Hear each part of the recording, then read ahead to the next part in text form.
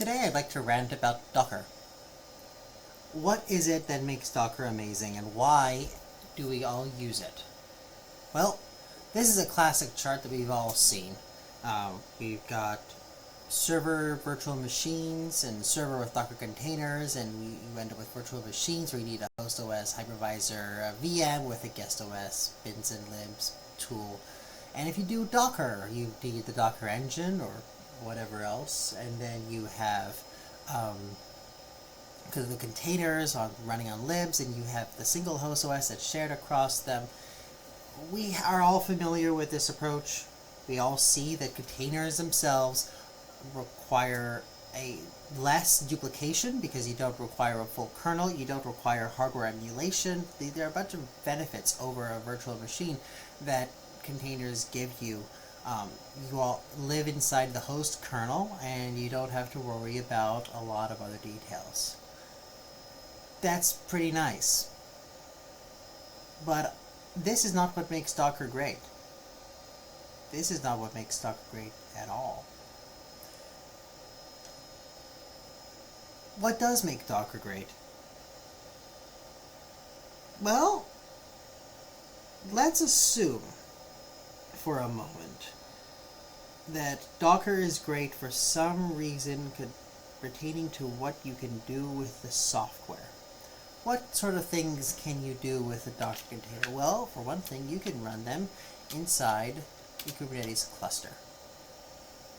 Look at that. You do a nice Kubernetes cluster. You have your Kubernetes control plane with all of its services, and then you have the nodes that run pods and kubelets and all the nice little stuff that makes Kubernetes massively scalable. Well, I'd say massively scalable, much more scalable than traditional deployment approaches. I think is easy and fair to say about Kubernetes. It's really quite convenient as well. If you can build your application into a Helm chart, you can deploy it on any Kubernetes cluster. You end up with much more reach. All you need is a Kubernetes cluster, and you've got a good environment, and off you go. You're in a good place. Am I able to pause this recording? Yes, I am. So, we're talking here about Kubernetes and why Kubernetes is cool. Well, Kubernetes allows you to scale and lets you do all kinds of fun stuff. Let's see. Kubernetes. If I look up Kubernetes, we got all kinds of advantages, they say, according to the Google machine.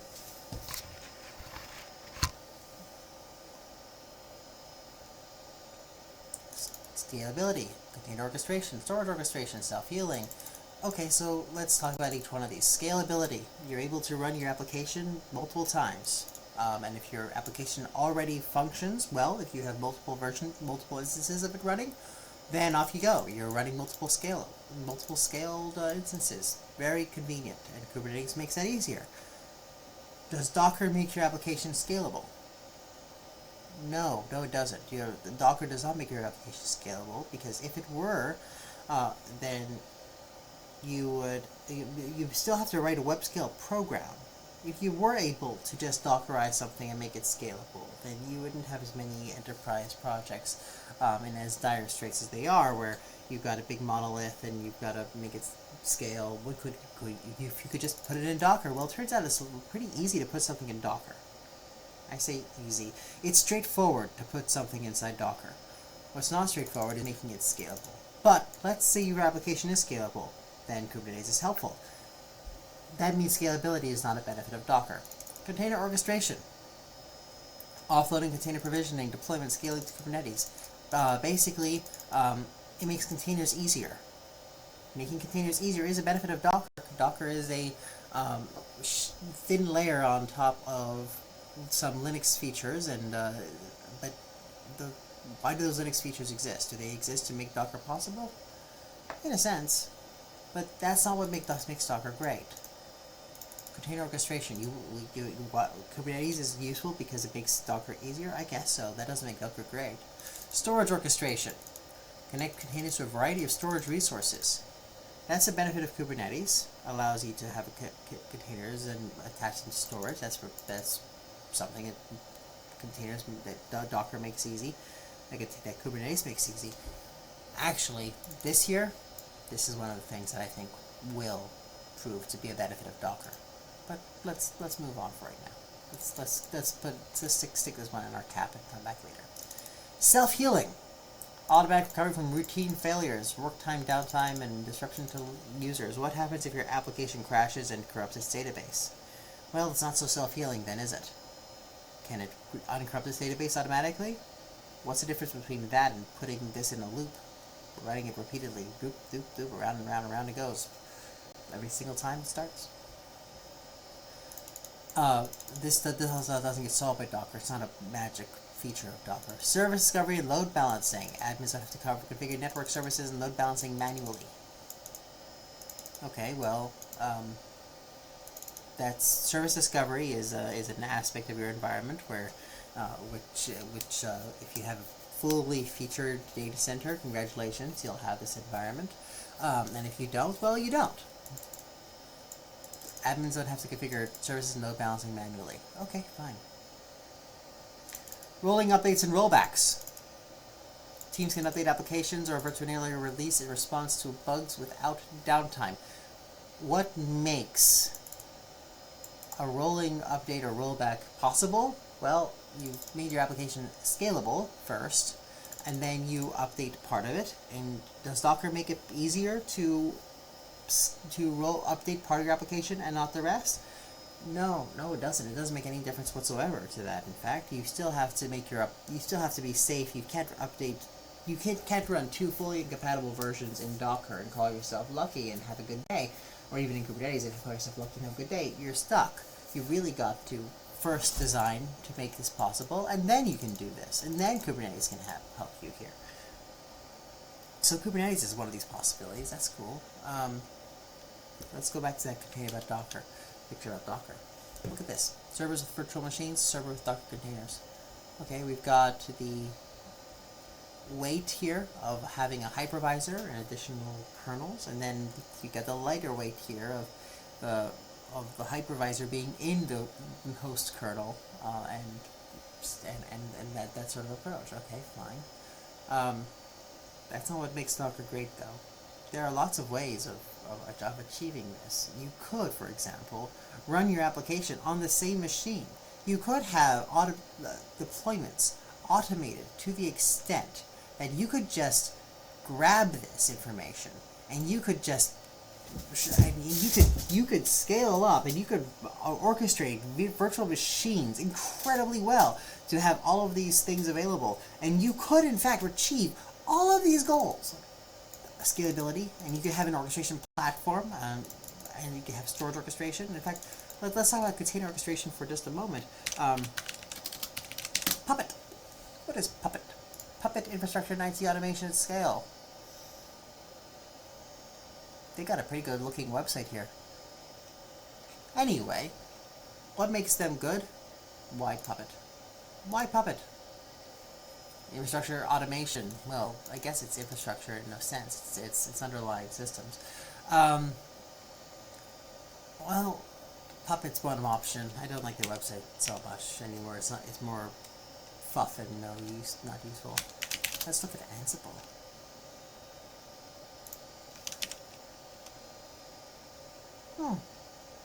Interesting. Ansible. Start by automating with Ansible. What can you do with Ansible? Well, you have systems, and then you tell the systems what to do, and you install applications with the systems, and package installed. Package installed Ansible.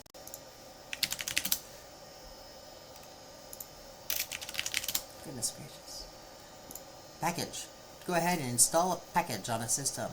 and you can install services, and you can have and you can make sure the services are running and the packages are the latest version, and you can update things and whatever, and you can run it on the part of your fleet. You can run these on all of your fleet. You can update packages here but not there. You can achieve rolling updates with Ansible. Ansible is putting software and files directly on the host system. If you're directly on the host system, guess what? Then you don't need a container orchestrator at all. You don't need this server with virtual machines. In fact, you don't need this. You don't need any of this. And I guess this is shared. This is still the same. And instead of container, it's application. Right? So why does this matter? Why does this help? Why does Docker help? Well, let's talk about something else. Fly.io. Fly.io is pretty darn fantastic. What does Fly.io do? Public cloud for developers who ship. Deploy your app in 5 minutes, and I don't think they're wrong. No. You want me to sign up? What do you do with Fly.io? You have an example application. You do this. You fly, launch. And then off you go. Off it goes. How can you deploy? Hey, look at that. Look at that. Why? Look at that word. There's Docker again. Why does Fly.io use Docker? Well, it's highly convenient. They use a Docker format. They use a Docker file to deploy applications. Then you build your Docker file, and does it say here that's putting it? Please adjust your Docker file. It is in fact installing a Docker file for you, in case you don't have one already. That's pretty nice. In fact, let's look at this repository. This repository does not have a Docker file in it. It does not. But I'm sure that if we clone this, and I haven't sanitized my shell, so I'm not going to show you my shell right now, then we would see this information, that we'd end up with a Docker file built. Docker. Does it say anything about Docker? Come on. But it uses this Docker file to go ahead and build out our application, and then it lets you deploy, and lets you deploy everywhere. And it gives you so many benefits, in fact, that you might think you're not paying attention to this. You're paying attention to this. Fly.io preaches scalability and orchestration. They've got storage features, which is very cool. Self-healing. They heal you and they balance you across the entire globe, and they do rolling updates if you want. They've got all kinds of really cool things. So, Fly Launch can deploy your app from a Docker file. Is this what Docker makes possible? Not quite. This is close to what makes Docker great. Docker makes this possible, I suppose, because it gives you a single format that everybody kind of agrees on, the container file or Docker file format. And there's disagreement about this format. There's Podman uses container files, and Docker uses Docker files, and the two of them are not fully compatible. It's like the Docker file app. You're about to launch your application. Here's what you're getting. Here's the region. Here's what the machine that we get you. You don't need Postgres. Hey, look, there's that storage topic. Postgres or Redis, your name, your org. You get to have services. Oh yes. These are services that you're sharing from your application. Very nice. Very shiny. Deploy. Open. Stateful. Databases and storage on Fly.io. Now, we're getting closer to what makes Docker great, but how does Fly.io work? How does Fly.io work?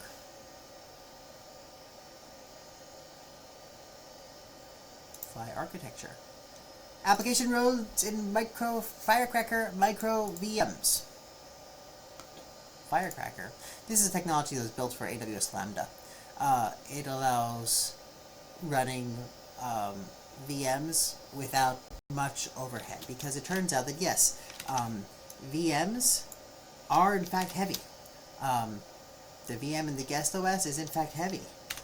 What Flat.io does, then, is they've still got this, but they get rid, essentially, of this, and they trim the fat out of this to make VMs themselves pretty lightweight. Well, that's what Firecracker does, but Flat.io sits right on top and makes this possible. But hold on a second, they're running Docker files, right? And they're doing the same storage and scalability and all the rest of that Kubernetes does, but they're doing it with micro VMs. That's different. Why are they doing it with VMs? Well, this is going to be hopefully the next bit. Talk about databases and storage. 5 volumes, a slice of NVMe disk storage attached to your machine so that you can have it in your application. Hey, managed database, managed base Postgres and Redis, all kinds of cool features. MariaDB, EdgeDB, mini object storage. Ooh, they've put some good work into LiteFS for SQLite so that you can have a SQLite database and also have it backed up and available elsewhere. It's a very cool technology. But this is all useful, this is all fine, and it handles all the storage. It says, hey, but you can also connect to the usual suspects elsewhere if you want. There's no rush. You can go do that. You can flow your storage anywhere you want. So what part of this is what makes Docker great? It turns out this part of it is what makes Docker great. Why? Well, if we do an Ansible-based approach, well, let's start with a VM-based approach. If you do a VM-based approach, that host OS starts getting cluttered. It gets all kinds of changes over time, and that's important, by the way, that over time aspect. If you don't have overtime, and you have the host OS, and then whoops, you wiped it, and now you have the host OS again, and whoops, you wiped it, and now you have the host OS again, then this doesn't happen. But if you don't have that, and you've got the host OS, and over time, you build this up, more and more stuff.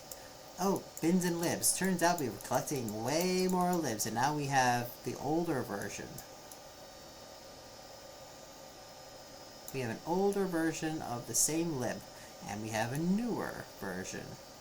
I'm not very good at drawing with my pen. Older version, newer version, bins and libs. Lovely, lovely.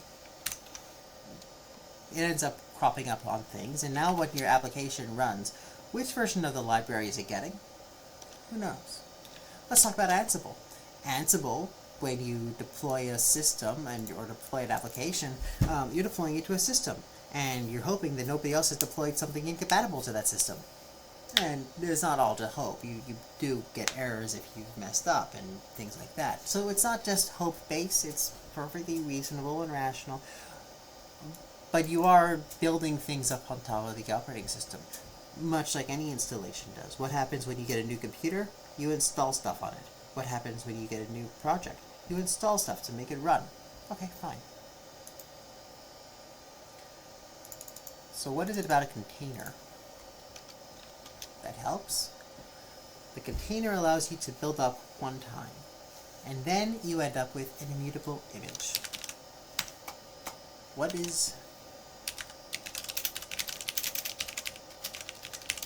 inside a Docker file? Docker file reference. No, that's not. What's inside a Docker? OCI image. What's inside an OCI image? OCI image specification. Image index. Image manifest, a set of file system layers, and a configuration. This. Image index with manifests and blobs. And you have zips inside those blobs, and you have configuration. What does the configuration contain? I'm not really sure. But the index is just the index of manifests. Image manifest. Configuration. Hey, look, there's that configuration. Here are the layers, here are the sizes, and here's the media type. Okay, that's basically how do you extract this image. Oh, config, there's config, okay. Created the current environment and everything else so that as you set things along the way and declare things about your image. You can change this and grow this, and you can keep this with the image with you. This is syntax that you'd find in a Docker file. Very nice. You run all these things, and now you've got this label. This label show up here. Ah, yes, look at that. There's a label up here. So your config can pull out this stuff, and you can have all this thing here. What does this give you? Why is this what makes Docker great? Well, this isn't quite what makes Docker great, but it results in what makes Docker great. What makes Docker great then is that you have a file system at the end that is declarative, that you have the SHA-sums that are immutable, and if that file system changes, well then that SHA-sum is going to change, and you have a declaration, an assertion that those SHA-sums are correct, are useful, are exactly what they're supposed to be, and haven't changed. So if I deploy this, let's say, this container, if I deploy this container here, no, whatever, if I deploy one of these containers, and then I am sure of exactly the file system layer I am going to find at the end. I know what I'm getting at the end of that rainbow. Well, what does that do for us? What does it do to have an exact confirmation of what you're having? Well, it allows you to build scalable applications because it encourages you. It doesn't allow this. It makes it easier because it encourages you that you can't just store your stuff in your file system. You can't just store the stuff right where you are, because if you did that, you couldn't scale. But fortunately, you're in Docker land where this isn't writable. It might say it's writable. It does say it's writable. But if you launch the application again, it's not writable. It never was writable. You changed something and didn't notice it. That's fine. It allows for orchestration. Well, it doesn't really. It just is a thing. Self-healing is something you can get anywhere. Service discovery, rolling updates, rollbacks. No, all of this is stuff that you don't care about except for the storage orchestration. Why does storage orchestration matter? Because if this is immutable, where does your database go? Your database should not go away every time you reboot your system. Your database should not go away every time you launch your application again. If you are doing, as a container manager says, and you're provisioning, deploying, and scaling, and pulling, and doing this loop, you shouldn't be wiping all of your information every time you go. So Kubernetes, by the way, gives you persistent volumes. These right here, these persistent volumes. Nice and convenient. Why do they exist? Because the thing that makes Docker great is that you know where your storage is. You know where your state is. It is in two places. One, it is in the file system image that you're referring to by SHA-sum. That's immutable. And two, it's in the volume you mount. It's in the database you mount. It is in the place on your file system where you are saying, go for the Postgres instance, go for the SQLite instance, go for these MinIO object storage, EdgeDB, MySQL, Redis, Postgres, Tigris, fly volumes. You know where your state is. It's there.